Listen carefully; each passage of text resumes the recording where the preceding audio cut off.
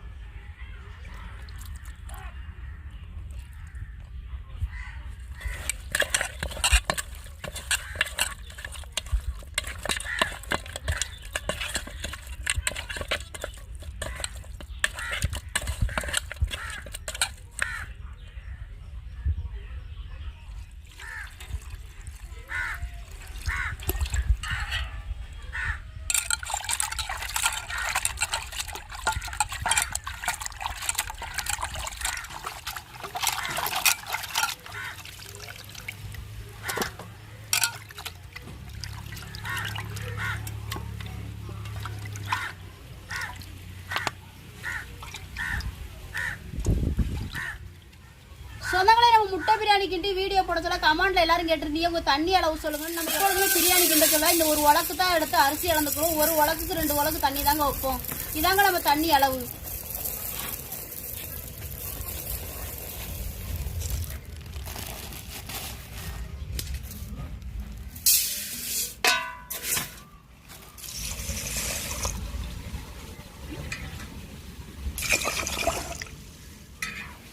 இப்போ நம்ம அரிசியை ஊற போடச்சுங்க. இப்போ பிரியாணிக்கு தேவையான பொருட்களை ரெடி பண்ணி எடுத்துக்கலாம். சொந்தங்களே, பிரியாணிக்குன்றக்காண்டி எல்லா பொருட்களையும் ரெடி பண்ணி எடுத்துக்கிட்டாச்சு. என்னென்ன பொருட்கள் எடுத்துருக்கோம்னா, பெரிய வெங்காயம் வெட்டி வச்சுருக்கோங்க, தக்காளி வெட்டி வச்சுருக்கோம், புதினா எடுத்து வச்சுருக்கோம். சிக்கன் பிரியாணி செய்கிறதுனால கறி மசாலா பொடியும் வத்தப்பொடியும் எடுத்து வச்சுருக்கோங்க. கறி மசாலா பட்டை எடுத்து வச்சுருக்கோம். ஒரு இருமச்சம்பழம் எடுத்து வச்சுருக்கோம். தேவையான இஞ்சி வெள்ளைப்பூடு எடுத்து வச்சுருக்கோம். பச்சைக்காய் எடுத்து வச்சுருக்கோம். ஒரு தயிர் பாக்கெட் வாங்கி வச்சுருக்கோங்க. இதை போட்டு தான் பிரியாணி ரெடி பண்ண போகிறோம்.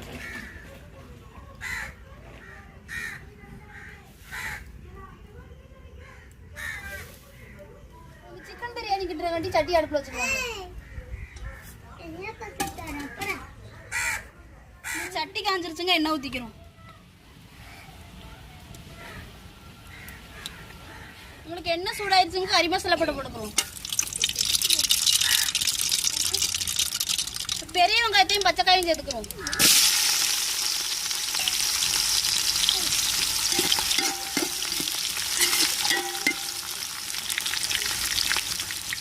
இப்போ நம்மளுக்கு வெங்காயம் நல்லாவே வதங்கி வந்துருச்சுங்க. தக்காளி சேர்த்துக்கிறோம்.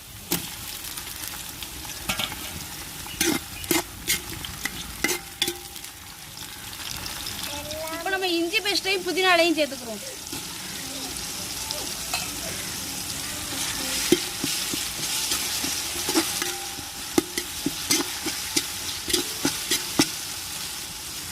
நம்ம பிரியாணிக்கு வந்து கறி மசாலா பொடியும் வத்தப்பொடியும் சேர்த்துக்கிறோம். தயிர் ஊற்றிக்கிறோம்.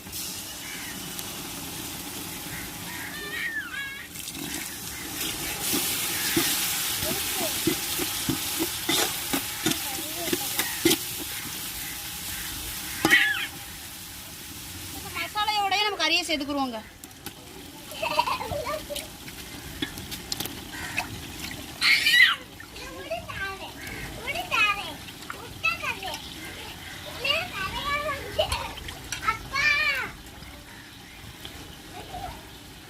இப்போ எலும்பச்சை பழம் சேர்த்துக்குருவோங்க.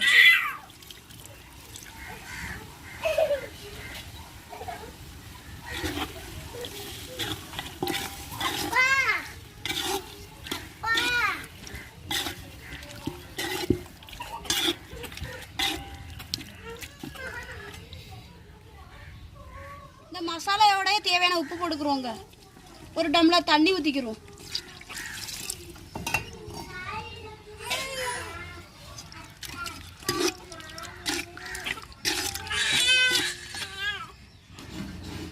நல்லா கொதிச்சு வரட்டுங்க, மூடி வச்சுக்கிறோம். இப்போ நம்ம மசாலையிலேயே கறியை நல்லா பெரட்டி எடுத்தாச்சுன்னு இப்போ அரிசியை போட்டுக்கிறோம்.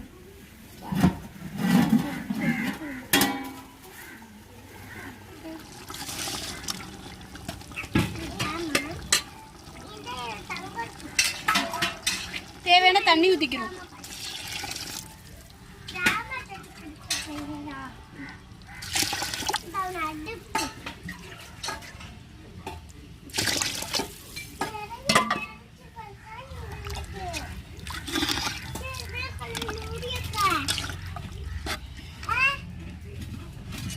ரெண்டு புதினா இலை போட்டுக்கிறோம்.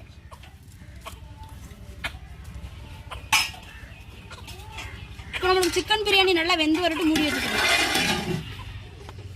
பிரியாணி ரெடி ஆயிடுச்சுங்க. இப்போ தம்மு போட்டுக்கிறோம்.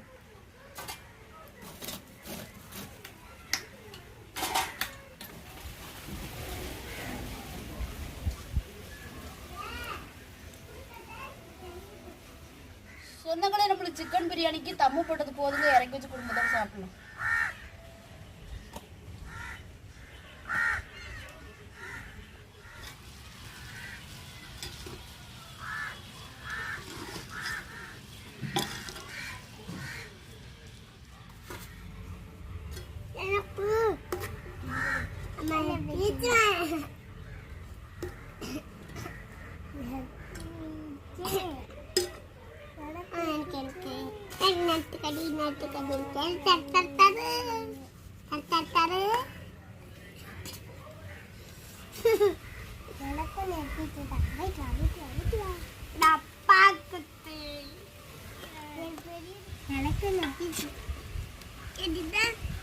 வாழை பிடிச்சிக்கிட்டு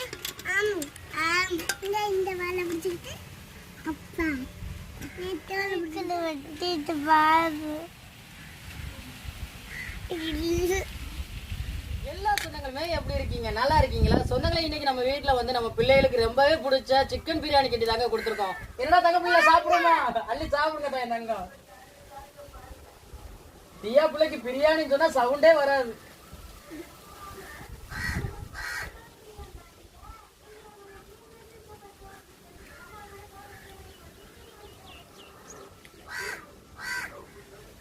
லெக் பீஸ் எடுத்து சாப்பிடுங்க உங்களுக்கு பிடிச்ச மாதிரி.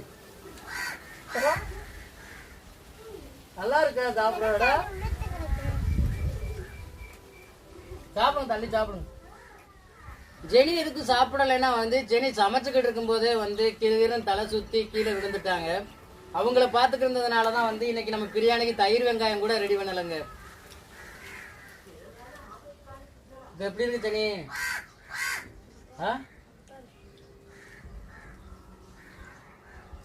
சிக்கன் பிரியாணி வந்து சாப்பிடறதுக்கு அவ்வளவு ஒரு அருமையா இருக்குங்க. எப்படா இருக்கு தங்க பிள்ளைகளா? நல்லா இருக்கா? அள்ளி தின்னுங்கப்பா. என்ன லெக் பீஸ் எல்லாம் ஒதுக்கிட்டே உங்களுக்கு பிடிக்கும் தானே வாங்கிட்டு வந்தேன். அப்பா திம்பிலாங்க, எடுத்து தின்னு காட்டுங்க அப்பாவுக்கு.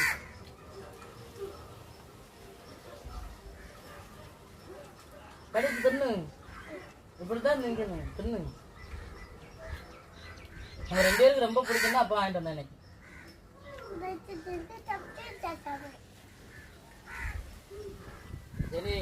பிரியாணி அவ்வளவு சூப்பரா இருக்கு. சொந்தங்களை எப்பொழுதுமே நம்ம பிரியாணி கிண்டும் போது வந்து பிரியாணி பொடி சேர்த்து தான் நம்ம பிரியாணி கிண்டுவோம். ஆனா இன்னைக்கு கோழி பிரியாணி கிண்டுறதுக்காக வந்து கறி மசாலா சேர்த்து தான் நம்ம பிரியாணி கிண்டணும். சாப்பிடறதுக்கு அவ்வளவு ஒரு அருமையா இருக்குங்க பிரியாணி. கண்டிப்பா நீங்களும் இதே மாதிரி வந்து ட்ரை பண்ணி பாருங்க.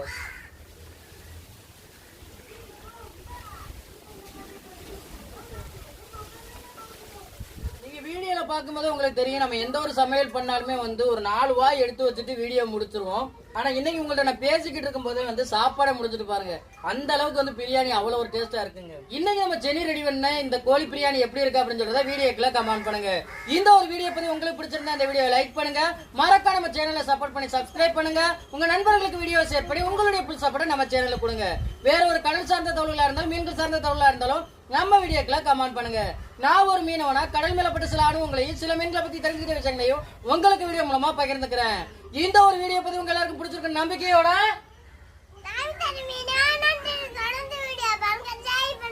சொல்லுங்கம்மா நம்ம சொந்தங்களை டாட்டாவை. பாத்தியா என் தங்கத்துக்கு எப்படி வருது சவுண்டு? அந்த சாப்பாடு கொடுத்தாதான் உனக்கு இந்த அளவுக்கு சவுண்ட் வருது. என்னத்தா என்ன இப்பெல்லாம் தூக்க மாட்டாங்க. எப்பொழுதுமே தியா பாப்பா அப்படிதாங்க, நம்ம வீட்டுல பிரியாணி கிண்டாங்கன்னா அன்னைக்கு வந்து தூக்கமே மாட்டாங்க. அடுத்த வீடியோல சந்திக்கிறேங்க. நன்றிங்க.